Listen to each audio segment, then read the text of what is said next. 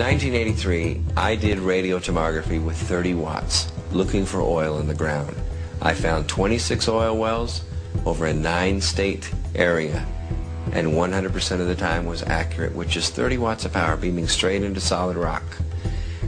H.A.A.R.P uses 1 billion watts, beamed straight into the ionosphere for experiments.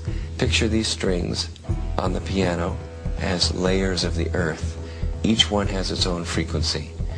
What we used to do is beam radio waves into the ground, and it would vibrate any strings that were present in the ground. We might get a sound back like, and we'd say, that's natural gas.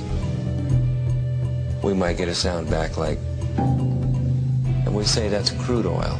We were able to identify each frequency. We accomplished this with just 30 watts of radio power. If you do this with 1 billion watts, the vibrations are so violent that the entire piano would shake. In fact, the whole house would shake.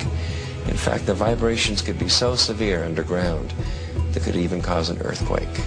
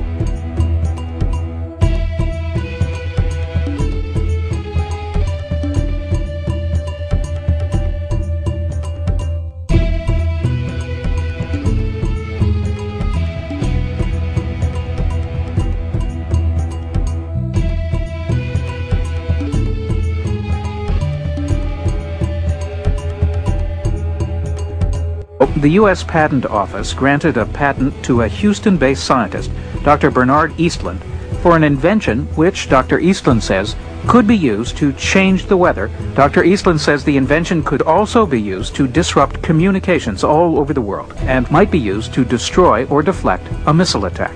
The Eastland patents had the ring of the mad scientist aspect of Tesla. Tesla talked about this Tesla shield around the planet and talked about particle beam weaponry, something called a death ray. Death ray? Gene wasn't sure where all this was leading until Mr. X called again.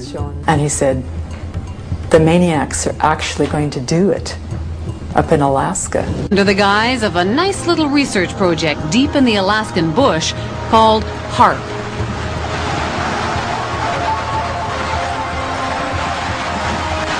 The basic concept is to build a very large antenna, then to utilize a large amount of power and to beam those radio waves up into the upper atmosphere. Have you approached the Pentagon with this invention? Yes, and what I'm not at liberty to tell you is the details of what that interaction has been.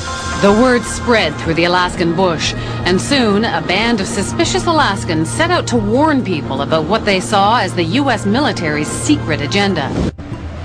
H.A.A.R.P is a non-classified project run not by Bernard Eastland, but by the U.S. Army and Navy.